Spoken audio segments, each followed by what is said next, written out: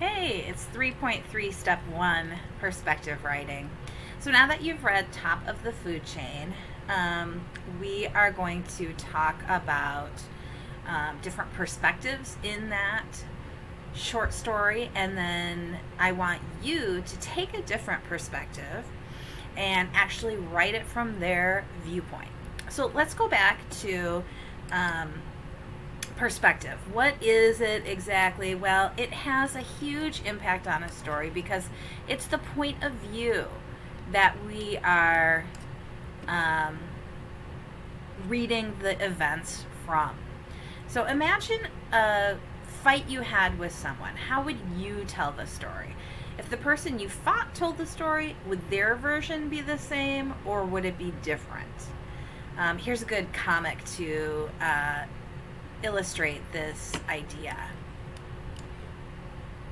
He's excited because he sees a boat and he's been stranded on this deserted island. He's excited because he's been stuck on the water and he sees land. Shark is excited because he sees something to eat. Perspective can have a huge impact on a story. Let's talk about perspectives in simple recipes. The first perspective, the one that we saw, was Theon's. She's the young child who doesn't fully understand what's happening in her family. She adores her father. She tries to block out the angry side. It ends hearing about the violent attack on her brother that she's just really not sure about.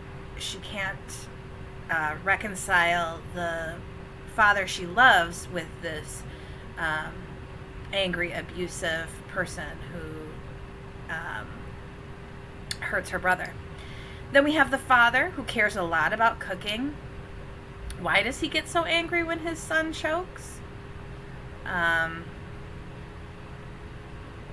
What is his perspective on that? If you remember, he feels like the son is doing it on purpose. That it is because he doesn't like the food and that he is not trying to be a good son.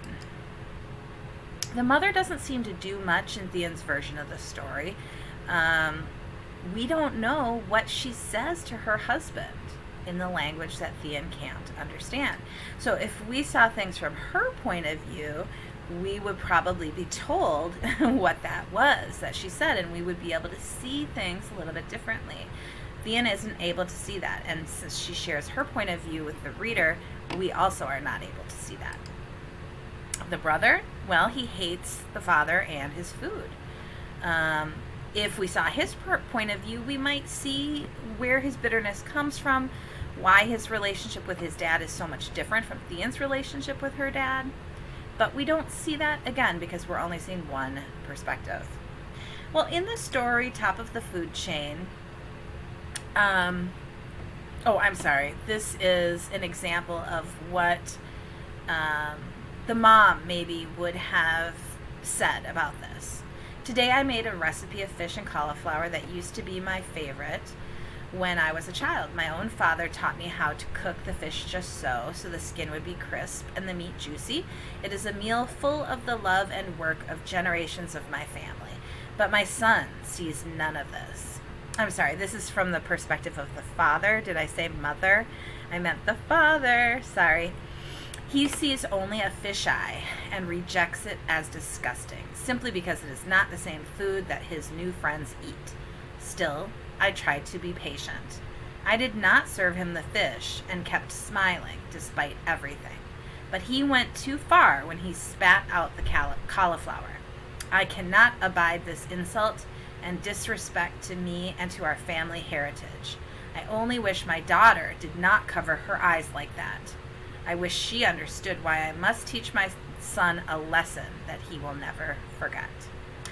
So this is the father's point of view about what happened at dinner with the son and afterwards when he beats him with the pole. So you can see in his point of view, he's doing the right thing. He's trying to teach his son how to be respectful, how to value his heritage, And he's also trying to teach his daughter the same things. That watching him discipline her brother would help her understand more about respect and valuing heritage. So this is what I want you to do, but I want you to do it with top of the food chain. We have different characters in it. We've got the narrator. He is dismissive and racist towards the people of Borneo. He tries to look on the bright side and make it seem like things really weren't his fault when they were. There's a senator listening to the report. You could write from his point of view. Would he believe or doubt the narrator? What should he do with their power and influence? How about a WHO worker in Borneo? Are they working with or against the narrator? What would they be most concerned about? WHO is World Health Outreach, so they're helping people who are suffering in other countries. Villager living in Borneo, how has their life been impacted by the narrator? How might they feel about this? EPA, Environmental Protection Agency, official hearing the story, what would they think about the narrator's use of DDT?